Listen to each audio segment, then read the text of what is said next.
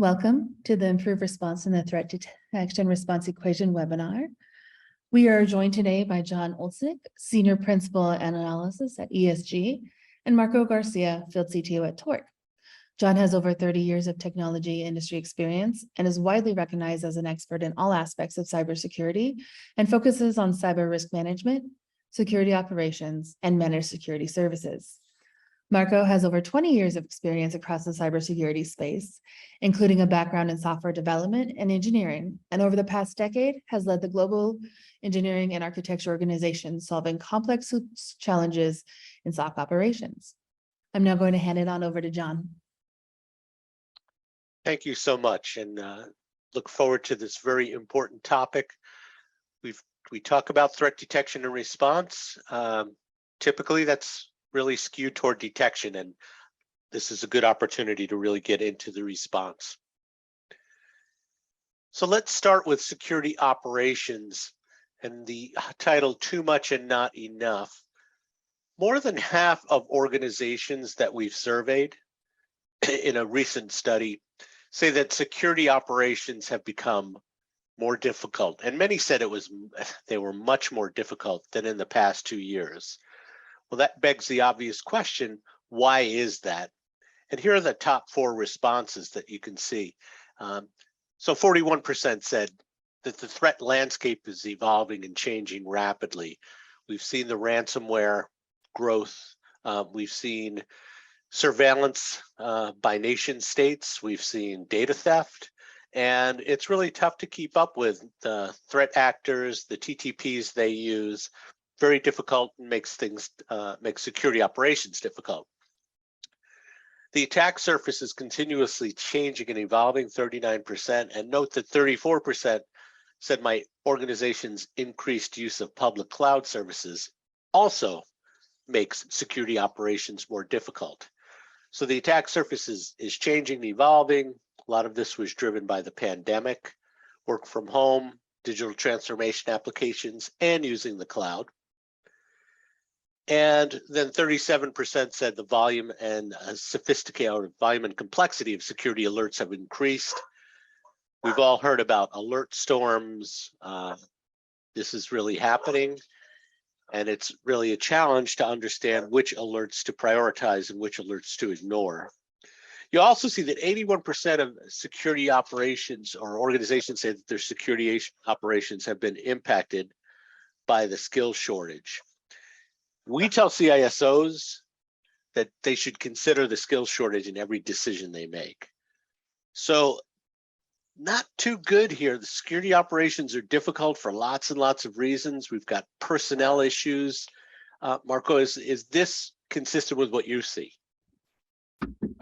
Thank you, John. Absolutely, yes. We see here in Torq pretty much along the lines of what you show here on the statistics. One of the important components that we see is that the operation teams have more security vectors to look after, which equals to more technologies that they have to get alerts from, and they have to go in and manage and investigate.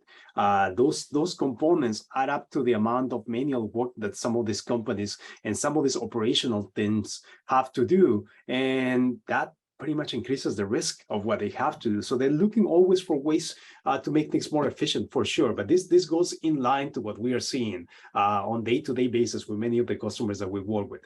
Many more vectors, many more areas, and just not enough people to do the work.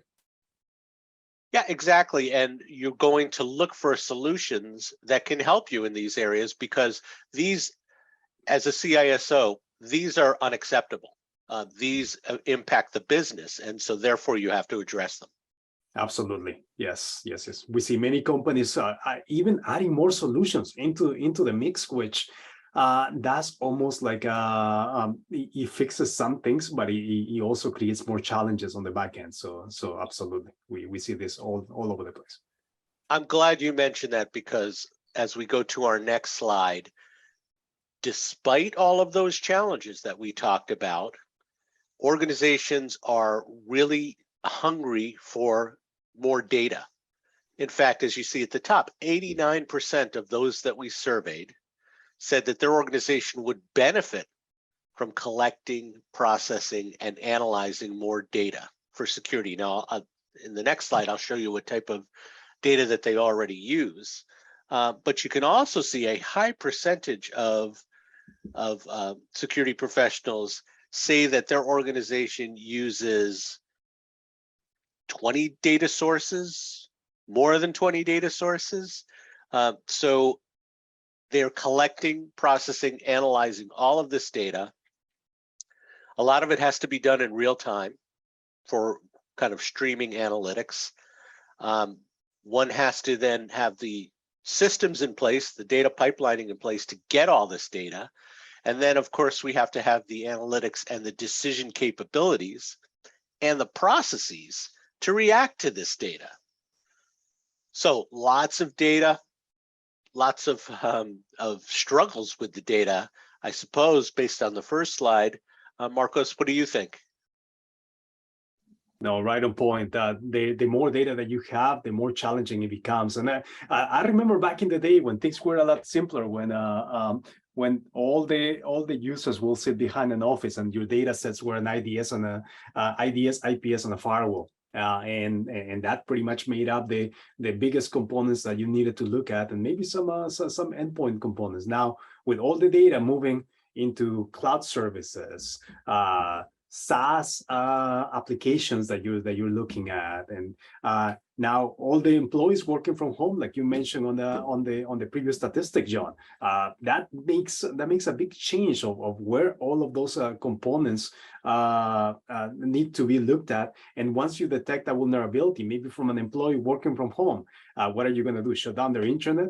No, now you need to figure out which components they have access and be able to identify them quickly and remediate those pieces efficiently. Become a bit challenging. So more data, more things to do. Absolutely, this is right on par to what we see as well.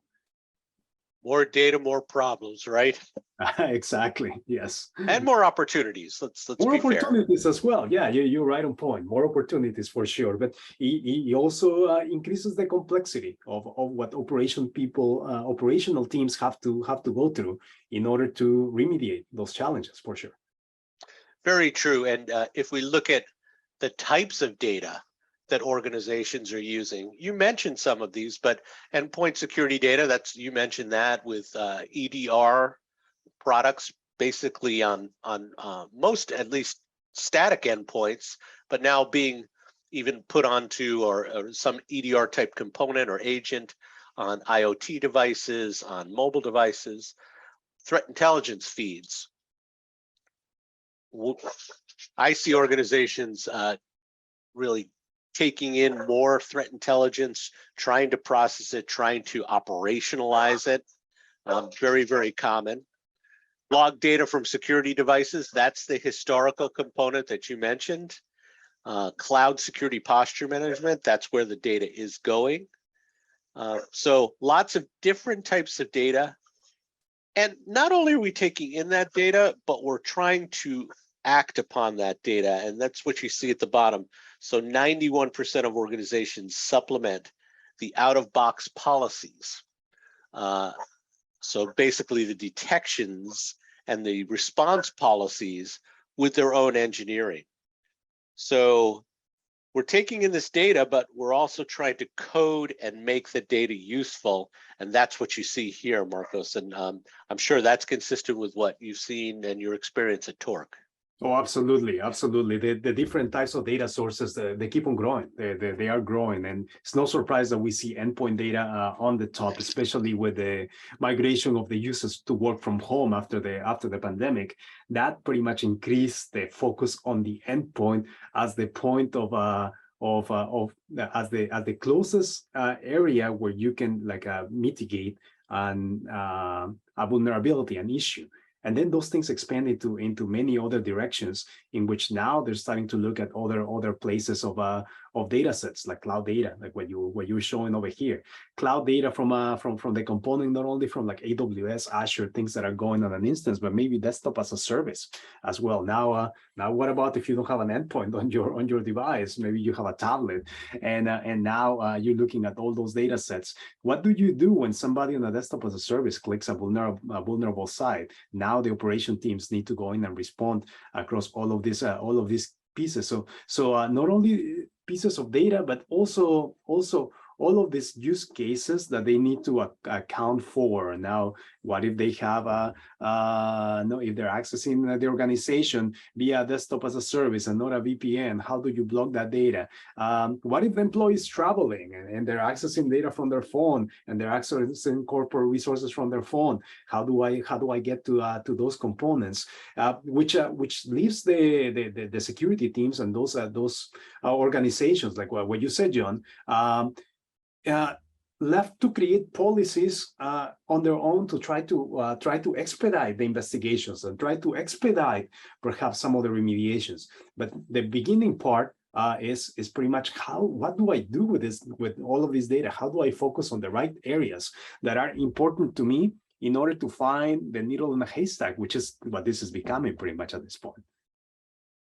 Yeah, and one other observation that I'd like to bounce off you is the threat intelligence feeds, because we're trying to take that threat intelligence and enrich alerts with threat intelligence. We're trying to understand what the adversary is doing, sort of a threat-informed defense, as MITRE talks about it. You must see that all the time in the process automation space.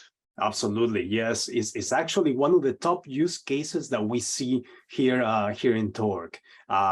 What do I do when an event comes in, and what sources do I look at in order to see if this is highly important for me to prioritize as one of the pieces that I need to look at?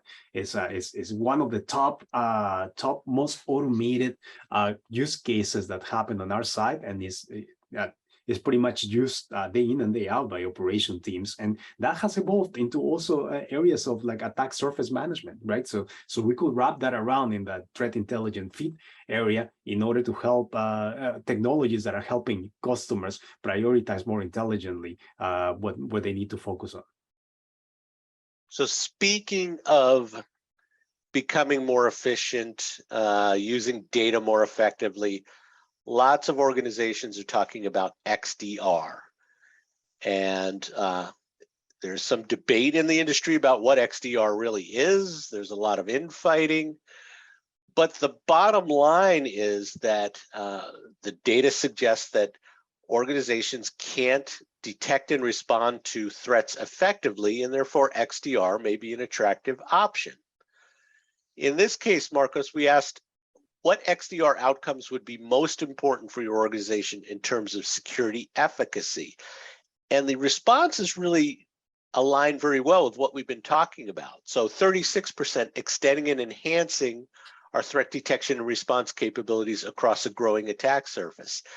The X in XDR stands for extended detection and response. So we want sort of a common set of analytics and common set of responses across endpoints, networks, and the cloud. We don't want individual products. 33% say improving the fidelity and prioritization of security alerts. So making it easier to triage and respond to events. And we talked about alert storms. So can XDR add more content? Can XDR enrich alerts with threat intelligence? Can XDR string together alerts so that we have an attack chain? That's what people want. And then 29% say create a centralized management hub for security operations. So this is in response to the old cliche of swivel chair management, going from tool to tool. We want all of the data. We want everything to come into a single interface. So this is really what people want from XDR, and I imagine Torq sees this every day. Absolutely, John. Yes, we see this all the time. And this goes hand in hand with the previous slide that we were looking at, with more data, more technologies, and more components have made it more difficult for the operational teams to identify the starting point of a threat, like the life cycle of a threat, right? If you have these joint systems from like your identity component to your endpoint component to your cloud access component, then how do you know when there's a lateral move in the organization? How do you respond to some of those areas? And this is the area where XDR is coming in to promise to help resolve that component, in which it gives you visibility across your stack in that response capability. So exactly what you're saying, extending the threat detection and response across a growing attack surface is one of those biggest pieces. From the Torq side, what we are seeing from our side is like, okay, now that they found an issue, now that they found a problem that needs remediation, how do they remediate it efficiently? And this is where we are seeing the interest of many of the customers now that they're able to correlate the issue with an attack. Now, what do I do next, right? Now I'm getting all of these events and all of these things. Now the problem has shifted into another area in which now I have to efficiently go in and respond to all of these challenges, which it goes hand by hand with the mean time to detection that you're looking in there. All of those things are hand to hand. So right on, John. Exactly what we're seeing from our side. Pretty much the need exists, and then there is a desire in order to become more efficient from any of those angles. Yes, and given the topic of this webinar around incident response, it might have been interesting if we separated incident detection and response in that 28%. Do we need to improve the mean time to detect and the mean time to respond? Is one more important than the other? Would have been interesting, but my experience is that, I mean, detection is hard, but mean time to respond involves lots of different systems, often different organizations, certainly IT operations. So that's a problem, and that's part of the thought about process automation around response. That is correct. You're right on, John. And then it's actually many organizations have tried to do it on their own, and they found it very difficult from their side.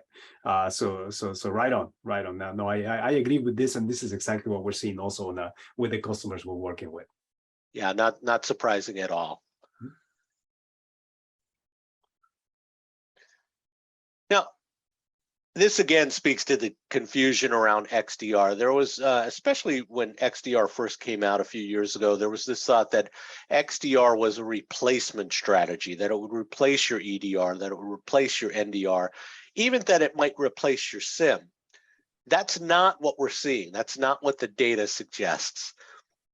So just over half of organizations say that XDR will supplement current security operations technologies. Now, hopefully that means supplement them and provide incremental value. But that's remains to be seen as XDR is implemented. And then 44% said XDR will help to consolidate current security technologies. Now, we see a tremendous amount of consolidation and integration of security technologies. So that doesn't surprise me either. But what this suggests is that there'll be a lot of moving parts over the next 12 to 18 months. In fact, you see that below with the integration of different technologies. Is that what your experience is, Marcos? Did you see a lot of moving parts, a lot of incremental technologies, maybe more technologies in the short term, consolidation and integration in the long term? What are you seeing? We do see a lot of that.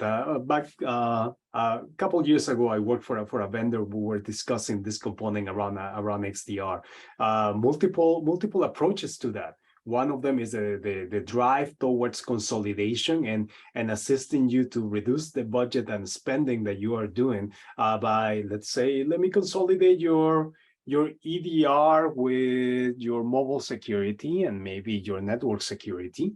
And then on top of it, maybe I'll give you the capability for you to be able to see the alerts that are coming from all of those angles in a single pane of glass that you can see. Some customers like that approach, but some customers still like best on breed approach, in which they said XDR should allow me to plug in some of the technologies that I have from my side, and be able to help me make more sense out of this data, almost like not a vendor centric XDR, but a more like a vendor neutral XDR that will allow them to bring in those technologies and then start gaining value out of it. So we see multiple approaches in organizations. One of them that want to consolidate the budget and simplify in some cases their operations, and some of them that they said consolidating sounds nice, but this project will be pretty much a very large undertaking from our side. So we would like XDR to plug into what we are doing and bring us value from that component, but not a complete replacement. No, I'm completely with you. I heard the pitches of a complete replacement of the whole ecosystem, and I think those dreams die very quickly as the times evolve. Yes, I agree. But you do see that 98% of organizations will increase spending on security operations for in the next 12 to 18 months. Now, there's maybe a recession. I'm not sure, a global recession. But it goes to show that we really do need help, that those problems we started this presentation with are pretty extreme. And so we need to spend our way out of this to some extent. No, of course, what we see from our side is absolutely that organizations are looking to increase their spending, but spending it on what? On things that will reduce their risk, like risk management, and on things that are going to give them a return on investment on the operations that they're doing, which will decrease the risks that they're facing on that side. So that's what we see a lot of companies look after, in order to be smart about the spending that they're looking at. No use adding more technologies, but pretty much focusing on the risk and ROI. That's right. A lot of work ahead. For sure. Now, one of the ways that we see, in fact, moving forward, lots of investments here, and that is on process automation. XDR has some response actions that are built into the tools, but process automation is unique to each company, even unique to each individual in security operations. And what we see here is that 90% of organizations, 90% are actively automating security operations processes, and almost half of those are doing so extensively. So there's something here, Marcos. This is not to be ignored. This is really an important component of SOC modernization, and in the context of what we're talking about, really in incident response. Absolutely, yes. It's the only way, really. If you want to scale with more technologies, more data, more users, and still reduce the mean time to remediation of an incident, is really the only way in order to scale your operations team, by automating as much as you can from the repetitive process, what we call the low-hanging fruits of what's coming into your operations side. And then start focusing on the other areas, on pretty much the automating as much as you can automate. So like to say, maybe automate the automatable from that component before it requires human intervention from those sides. But right on, we see all this interest from many companies that either they have started to automate some components extensively, but the cost was pretty high. And then we see other companies that have started to automate some components to a basic extent. So all the companies that we speak to, there are very few that say automation is not on my roadmap. because they all see the value. They all see the value of what this can bring and how they can scale those that security operations team without having to hire 10 people to sit on the SOC. Those days when SOCs were full of people, those I think like way behind us, John, by now. So automation, I think, is key for all of this. Oh, sure. I mean, even if you want dozens of people, you can't find them, you can't hire them, you can't find the skills. So you're absolutely right. Right on, yes. And when you think of process automation, of course, you do think of SOAR, and Torq is in that category. And lots of organizations have achieved some benefits with SOAR, but let's start at the bottom of the slide. About half of the organizations who use SOAR, well, actually, it's 80%. I'm a little bit of a typo there. 80% of those, well, about half of them use SOAR. Now I get it. About half of them use SOAR in this research study. Of those, 80% of those who use SOAR say that it is more complex and time-consuming than anticipated, and that's really important. Too often, security professionals buy tools thinking that they may be a panacea, or they may be turnkey type of solutions. I can tell you without a doubt from my experience, and I'm sure Marcos will agree, SOAR is not one of those tools. It is not a turnkey tool. It is a tool set that you must customize for your needs. And like I said before, everyone's processes are different, everyone's skills are different, everyone's workflows are different.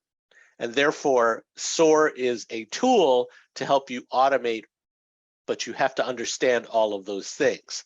Now, look at the top graphic. Which of the following factors represent the biggest impediment to security operations process automation?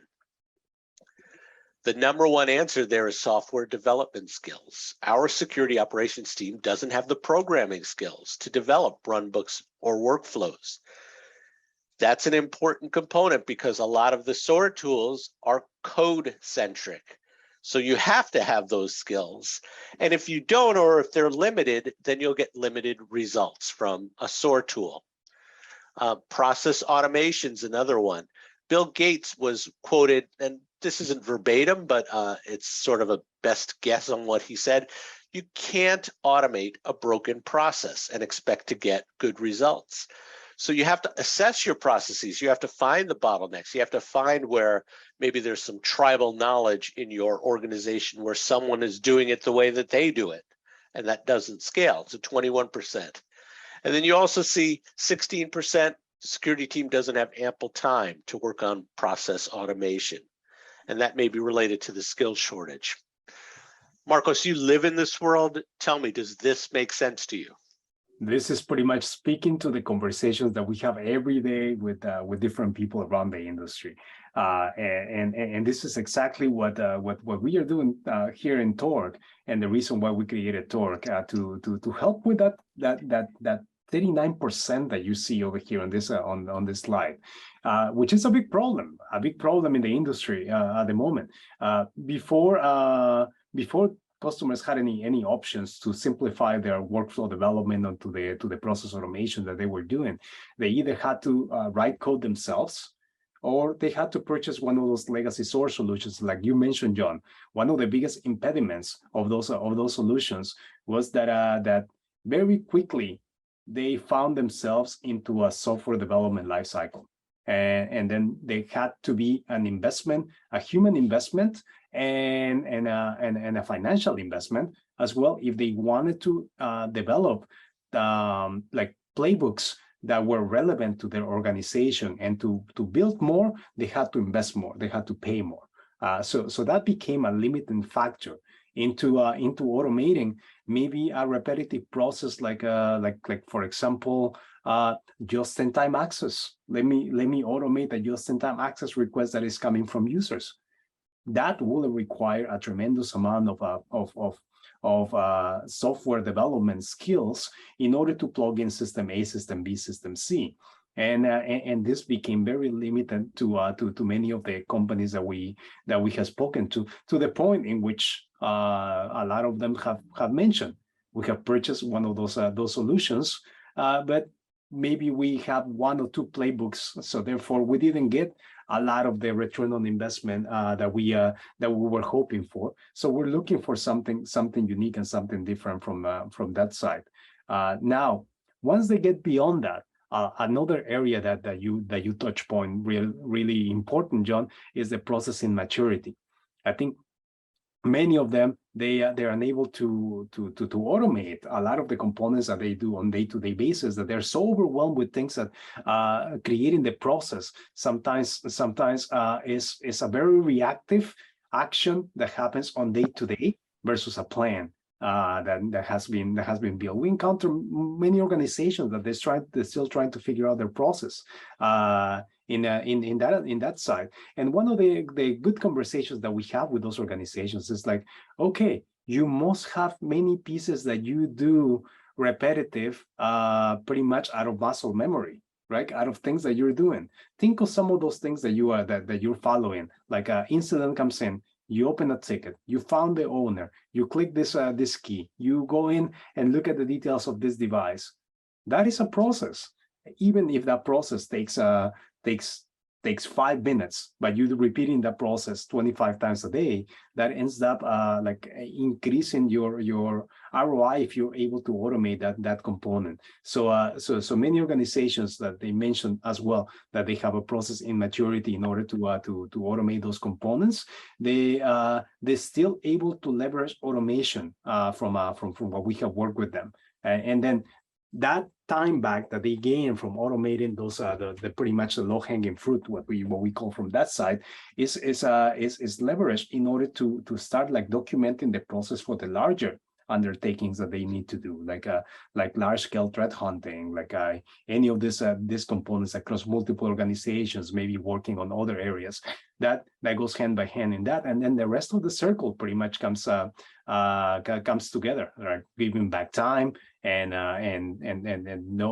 allowing them to pretty much have more time on their hands in order to return the value to the business and reduce the risk overall into the organization. So this is, John, right on point on this one. This is what we live and see every day here at Torq.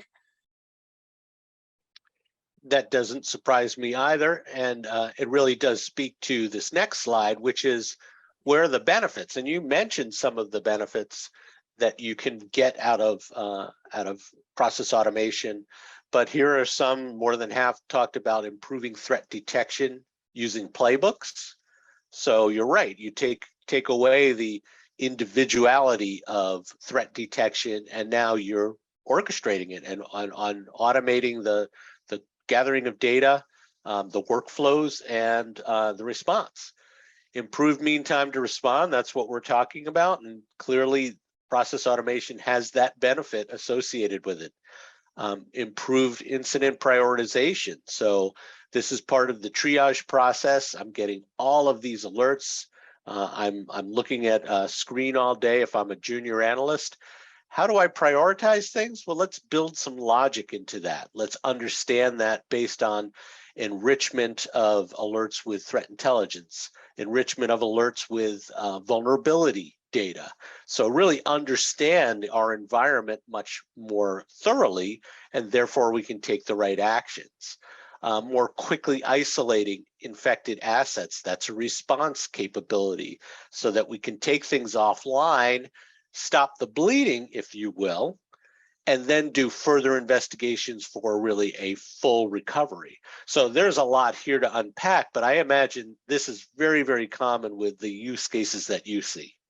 Oh, they are like right on point to the use cases that we see, and you notice how close they are in percentage wise, because they are so important to the organizations, and they are some of the top use cases that they do from an automation perspective, like threat detection, key. Now, one of the number one components across multiple places, like endpoint and cloud. And now, of course, like code, as well, like detecting issues with code for like the supply chain issues. Those are things that are highly important to many of the customers that we looked at. Other areas like something as simple as it sound, like when tickets come into a queue, how do you figure out which one to work on first, right? And how like does somebody need to open up those tickets every single time? Maybe that's what they're doing right now, but how about if it helps you prioritize the things that are more important to you based on like that attack surface visibility from like the threat intel enrichment, those components. Believe it or not, that's a huge time saving and allows your team to focus on many areas. So all of these things that you mentioned in here, John, like pretty much what we see day in and day out from multiple customers, and we could list even more, but the numbers do show a reality of what we are seeing across our customer base at the moment, for sure.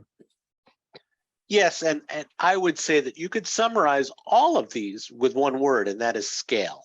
How do I scale my security operations? How do I modernize my security operations to deal with the scale of IT? And you can align that with process automation because you see the benefits here. Mm-hmm. Absolutely. Scaling is the key, and scaling, like you mentioned, with a skills shortage, with the tough time to hire talented people sometimes in many areas. Automating the automatable is very important.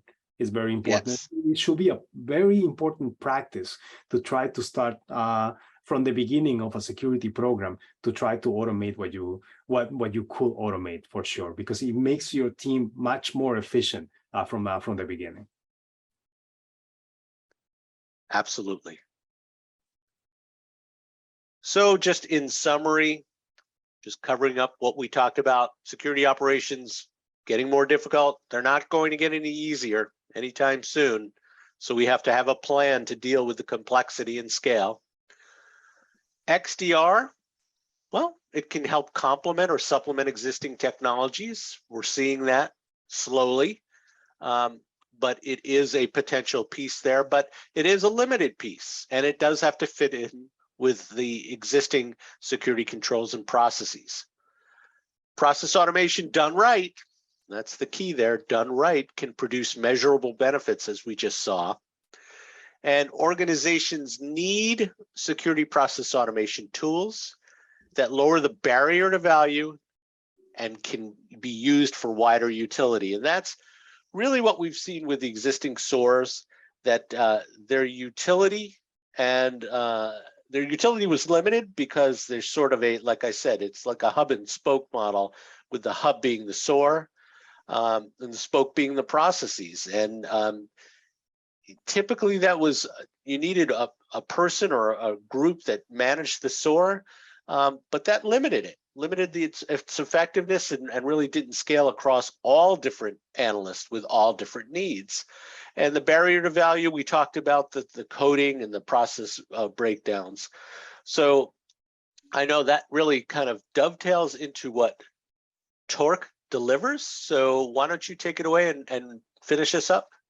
No, thank you so much, John. And just like what we saw on the entire presentation here, and the metrics and statistics that we did, there is a challenge in the industry at the moment on how do you automate repetitive processes that you're doing. And that challenge is because if you want to automate something, you have to write code yourself, or you have to spend time on or efforts on those legacy source solutions. And those legacy source solutions bring you into an area of you writing code very, very quickly from that side. So here at Torq, we brought in a new approach to the component. The first one is allowing you to create any repetitive process without you having to write code. Drag and drop designer, even building your logic without having to write code in order to build your logic. So drag a step, create the logic, add the process, look at the outcome, send a message, all within pretty much one interface that allows you to create any an automated process out of most of the repetitive process that you have in the organization, even the simple ones that you can do, and then expanding from that component, giving you the ability to connect to any security, any component of your stack, right? If you have a process now that a system now that allows you to send API calls to many areas and many places, that's wonderful. That's great. But what about if your operational teams require connectivity with maybe some legacy CLI systems in order to do remediation? We know many components on the Microsoft ecosystem that require some of those things, right? You don't want to have to end up writing code, a plugin, in order to connect to any of those systems. Here at Torq, we managed to pretty much get rid of that whole process, the whole component of writing plugins. No, you can bring in any automated process. You want to bring in an API call. It's as easy as copy and paste, pretty much on that side. Any process that you are executing in your infrastructure, Torq provides you the ability to connect to any of those systems. So pretty much the ability to give you the ability to send a connection request to anything, to go in and remediate any action, to execute any action, makes it very powerful. And without you having to write code to do those connectivity mechanisms, it's even more interesting to any of those customers. And then the third component that we bring into the picture is we not only giving you a tool, we give you a service. We give you a service in which we enable you to think about those repetitive processes that you want and give you guidance in order to make them into reality.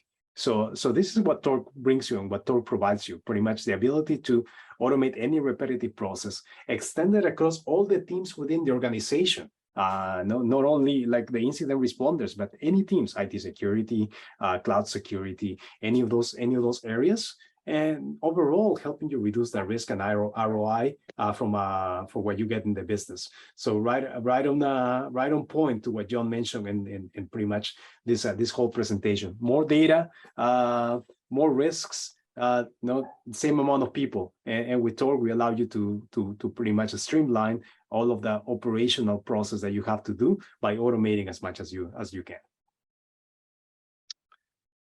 Great stuff. I appreciate you filling in and kind of linking this to what you guys do. And that really concludes our presentation for today. And thank you very much for listening. Thank you, Marcos. Appreciate it. It was very enjoyable and enlightening for me. So let's take it from there. Thanks. Thank you, John. We did have a few questions come in. If you guys have a second or two to answer them. Of course. Awesome. The first one. On slide 3, you showed the distribution of sources with some organizations having as many as 25. How realistic is it to fully utilize that many sources in normal analysis? I can start. It's very realistic, but it's not easy. If I am an analyst, I need to understand a lot of different data points as I do investigations. And therefore, I'm going to need these different data sources. But there's an assumption there that the data sources are available in a format that I can use at a time that I can use them. So that's really, I'd say, the challenge there. Marcos, what do you think? No, absolutely. And we do see organizations with between that 21 to 25, and those organizations are very large companies that they are multinational companies, that they have different pieces of technology stack across their business units. So many of them sometimes don't have the choice to minimize or streamline those components. And the ones that end up with all of that data set to look after is the operation teams. And how do they look after them? Via many of the technologies that John, techniques that John mentioned here, like XDR is one of them that is assisting with some of those pieces. A combination of creating a funnel with like for example, like a SIM, piping it into an XDR, and then including automation in between in order to reduce the false positive ratio is important. So it is doable, like what John mentioned. is not simple, because the more technologies, the more challenges you have, the most risk that you occur. But it does exist. It does exist. So that's why you see the 7% in there. And it is we have seen that also from our side. Thank you. Next question. You noted that process maturity was one of the greater impediments to automation. Can you offer any resources or guidance on how teams can achieve that maturity? Yeah. So first of all, you should assess your processes.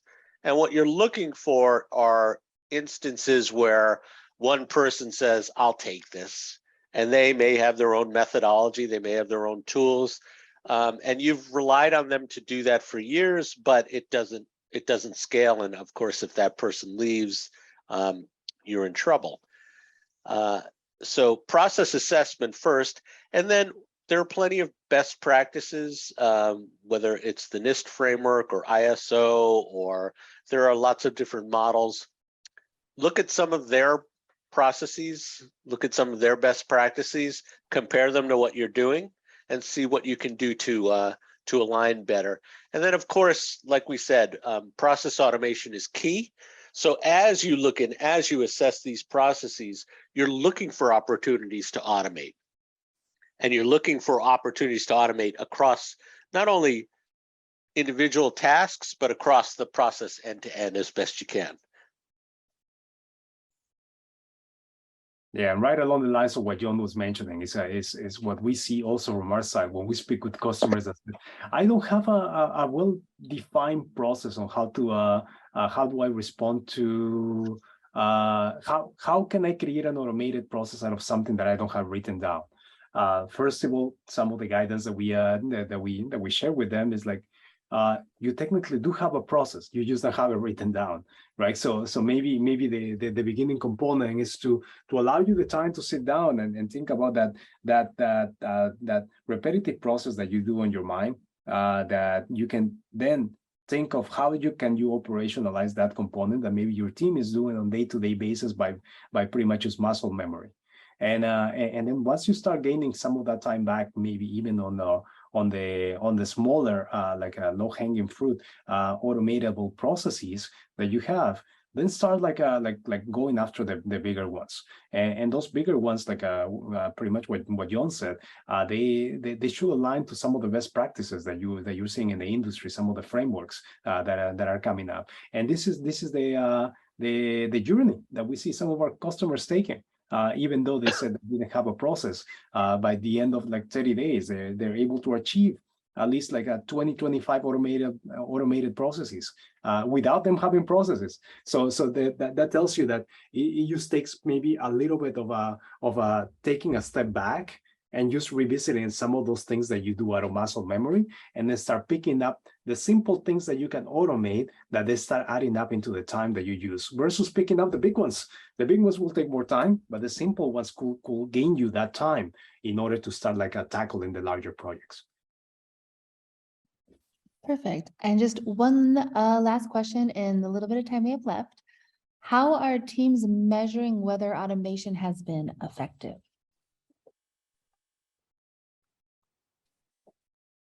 There are a couple of things that came out in this presentation. So they're measuring the mean time to detect and mean time to respond, but also productivity and throughput. So if an analyst can do some number of investigations per day, can we increase that? So we're looking at that. And then the other thing is making the junior people more productive. So it's not uncommon that a tier 1 analyst is escalating a large portion of the events that they see or the alerts that they see. Is there a way that we can automate the process to increase or decrease the number of alerts that they can elevate, that they can take actions on their own? So there's a lot of creative ways to do that. And as we saw from the benefits, we could probably go back to that slide and look at the benefits and talk about metrics to measure that across the board. But Marcos, I'm sure that you have lots of experience here. Yeah, absolutely. metrics around ROI need to be visible to the organization in order to actually for them to be real, right? Otherwise, one of the things that I remember looking at is if you have a feeling that something is going right, it's probably going right, but can you prove it to somebody that is going the right way? And in order to prove it, you have to have that data set, those metrics, and those pieces in front of you in order to show that there's an actual improvement of value. And the way that we see customers showing that improvement of value is by providing even something as simple as reporting on the calculations on how much time each time an automated process kicking in is saving the organization. Something as simple as that is very powerful from that side. And then start like showing and tuning it and to match the organization's reality. It can show you how much time you're saving on day-to-day basis, on monthly basis, on quarterly basis, and then that can be calculated into a total like dollar number in order to show the value of what you're getting out of an automated process. So definitely it has to be something tangible and a means of measuring it, and which is something that we are doing with many of our customers as well here at Torq. Perfect. Thank you, guys. Thank you, John and Marco. That was very insightful. We appreciate your time and thank you for everyone who attended.